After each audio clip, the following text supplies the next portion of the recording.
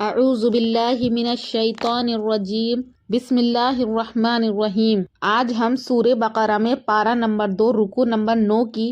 آیت نمبر 199 دیکھیں گے کہ یہاں پر اللہ تبارک و تعالیٰ کیا ارشاد فرما رہا ہے۔ اس سے پہلے میں آپ کو بتا دوں کہ پچھلی ویڈیو میں نے آپ کو بتایا تھا کہ قریش عرب جب پہلے حج کیا کرتے تھے تو وہ حج کے اندر کن کن رسومات کو ادا کرتے تھے، تو یہ حج کا بیان چل رہا ہے، حج کا باب ہے۔ یہاں پر اللہ تبارک و تعالیٰ نے فرمایا کہ قریش عرب حج میں جو اپنی طرف سے جاہلانہ رسومات کیا کرتے تھے، اسلام نے ان تمام رسومات کو ختم کر کے حج کا صحیح طریقہ بتا دیا ہے۔ اس سے پہلی آیت میں بتایا تھا کہ وہ لوگ حج میں اپنے بازاروں کی منڈیاں لگاتے تھے، تجارت کرتے تھے، لیکن اللہ تعالیٰ نے فرمایا کہ اگر کسی مصلحت کے تحت تم وہاں جا کر یعنی حج میں جا کر اپنی اگر کوئی تجارت کرنا چاہتے ہو تو حج کے 5 دنوں کے علاوہ تم خرید و فروخت کر سکتے ہو۔ اب اس آیت میں اللہ تبارک و تعالیٰ ارشاد فرما رہا ہے، یعنی قریش عرب کی ایک اور بات کو ذکر کر رہا ہے۔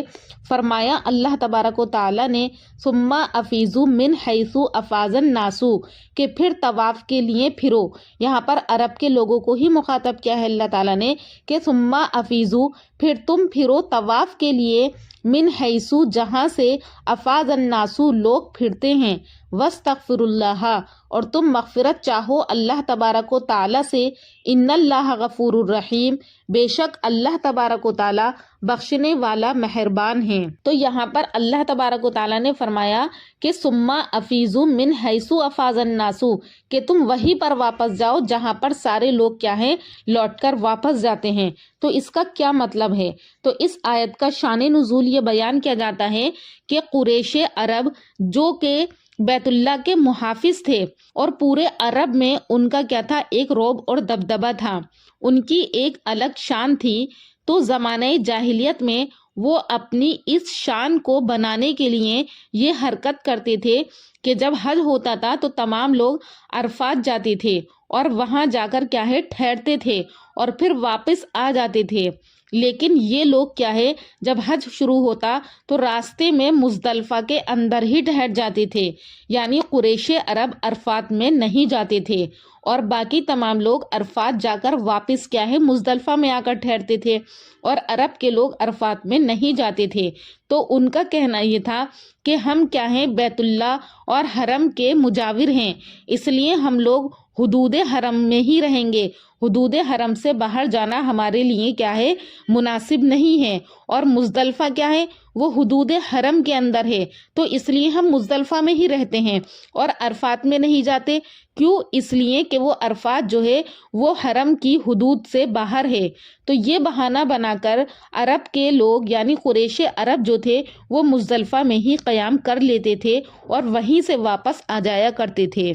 لیکن حقیقت میں ان کا یہ بہانہ جو تھا ان کا اپنا فخر اور غرور تھا، عام لوگوں سے اپنے آپ کو الگ کرنا تھا۔ تو اللہ تبارک و تعالیٰ کے اس فرمان نے کہ تم پھرو وہیں سے جہاں سے سب لوگ پھرتے ہیں، تو اللہ تبارک و تعالیٰ کے اس فرمان نے ان کی غلط کاری کو واضح فرما دیا اور ان کو حکم دیا کہ تم بھی وہی جاؤ جہاں سب لوگ جاتے ہیں، یعنی عرفات میں، اور پھر وہیں سے سب کے ساتھ واپس آؤ۔ تو اس آیت کے ذریعے سے اللہ تبارک و تعالیٰ نے قریش عرب کو جو کہ وہ اپنی شان کو ممتاز کرتے تھے دوسرے لوگوں سے، اس بات کو کیا ہے اس آیت کے ذریعے سے اللہ تبارک و تعالیٰ نے کیا ہے ختم کر دیا اور یہی حکم دیا کہ جیسے سب لوگ کیا ہے عرفات سے واپس آتے ہیں، عرفات جاتے ہیں، تم بھی عرفات جاؤ اور پھر وہاں سے دوبارہ واپس آؤ۔ تو اس ارشاد قرآنی سے جو ہے ہمیں بھی ایک اصول پتہ چلتا ہے کہ رہن سہن میں ہمیں جو ہے مطلب کیا کہتے ہیں، بڑے ہوں یا چھوٹے ہوں، سب کو کیا ہے ایک ساتھ مل جل کر رہنا چاہیے، اخوت، ہمدردی اور محبت کیا ہے آپس میں پیدا کرنا چاہیے، اپنے آپ کو کیا ہے الگ نہیں بتانا چاہیے، کیونکہ نبی کریم صلی اللہ علیہ وسلم نے خود اپنے آخری خطبے میں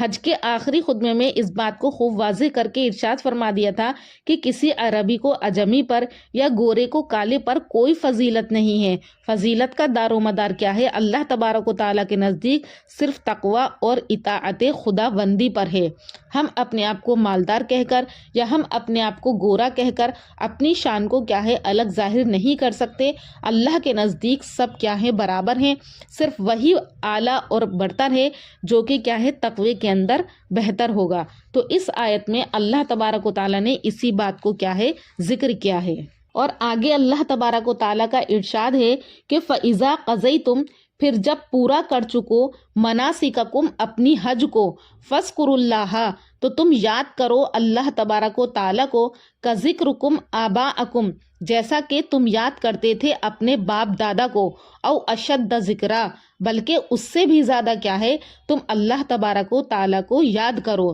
فَمِنَ النَّاسِ، پس لوگوں میں سے کچھ لوگ تو ایسے ہیں، مَن یقولو، جو کہ یہ کہتے ہیں، ربنا، اے ہمارے پروردگار، آتینا، تو ہم کو عطا کر، فی الدنیا، دنیا میں، وما لہو فی الآخرتی، اور اس کے لیے آخرت میں کیا ہے من خلاق، کوئی بھی حصہ نہیں ہے۔ یعنی جو یہ کہتا ہے کہ اے ہمارے رب تو ہم کو دنیا کی چیزیں عطا کر، تو پھر اس کو دنیا میں ہی چیزیں عطا ہوتی ہیں، آخرت میں کیا ہے اس کے لیے کوئی بھی حصہ نہیں ہے۔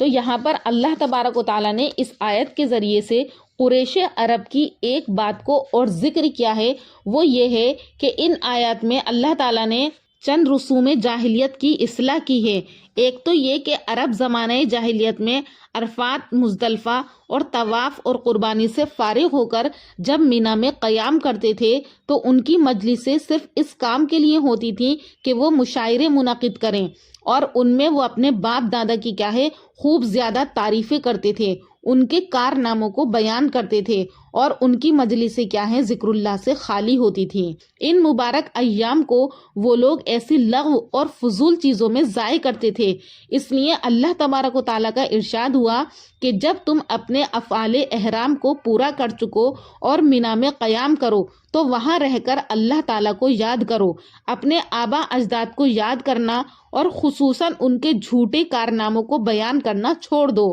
جتنا تم ان کو یاد کرتے ہو اس کی جگہ بلکہ اس سے بھی زیادہ کیا ہے تم اللہ تبارک و تعالیٰ کو یاد کرو اور ذکر اللہ میں مشغول رہو۔ تو قرآن کی اس آیت نے کہ تم یاد کرو اللہ تعالیٰ کو اپنے باپ دادا سے بڑھ کر، تو اس آیت نے عرب کی ایک جاہلانہ رسم کو مٹا کر مسلمانوں کو یہ ہدایت کی کہ یہ ایام اور یہ مقام عبادت اور اللہ کے ذکر کے لیے مخصوص ہیں۔ ان میں کیا ہے اللہ کا ذکر کیا جائے، عبادت کی جائے جس کے بہت زیادہ فضائل اور برکت ہیں، اور پھر کیا ہے ان تمام موقعوں کو کیا ہے ہاتھ سے جانے نہ دیا جائے بلکہ ان کو غنیمت سمجھا جائے۔ تو ہم لوگوں کو بھی یہی چاہیے کہ ایسے مقامات پر ہم کیا ہے زیادہ سے زیادہ اللہ تبارک و تعالیٰ کا ذکر کریں، دنیاوی باتوں سے کیا ہے ہم لوگ بچیں۔ تو یہاں پر اللہ تبارک و تعالیٰ نے یہ کہا کہ اسی طرح کچھ لوگوں کی یہ عادت تھی کہ اگرچہ حج کے دنوں میں وہ اللہ کا ذکر کرتے اور دعاؤں کا اہتمام رکھتے تھے،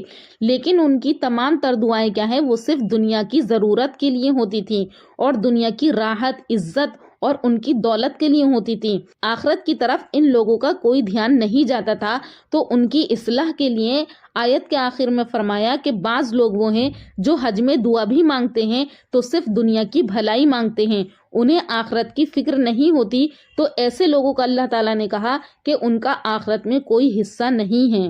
کیونکہ ان کے اس طرز عمل سے معلوم ہوتا ہے کہ انہوں نے حج بھی کیا ہے تو محض رسماً ادا کیا ہے، یا دنیا میں فخر حاصل کرنے کے لیے کیا ہے اللہ تعالیٰ کو راضی کرنے اور آخرت میں نجات حاصل کرنے کے لیے کیا ہے انہوں نے حج نہیں کیا ہے۔ تو اس لیے اللہ تعالیٰ نے کہا کہ اگر حج میں رہ کر کوئی دعائیں مانگے اور صرف دنیا کے لیے دعائیں مانگے، اپنے لیے دعائیں مانگے، تو ایسے شخص کا کیا ہے آخرت میں کوئی حصہ نہیں ہے۔ تو اس سے ہمیں بھی یہ بات پتہ چلتی ہے کہ اگر ہم دعا مانگا کریں تو دعاؤں میں خالی دنیا کو نہیں بلکہ دنیا اور آخرت دونوں کی بھلائی کو مانگا کریں۔ امید کرتی ہوں کہ آپ کو اس آیت کا ترجمہ اور اس کی مختصر تفسیر اچھے سے سمجھ میں آ گئی ہوگی۔ انشاءاللہ اس سے آگے کی آیت اور اس کا ترجمہ دوسری ویڈیو میں لے کر حاضر ہوں گی، تب تک کے لیے اللہ حافظ۔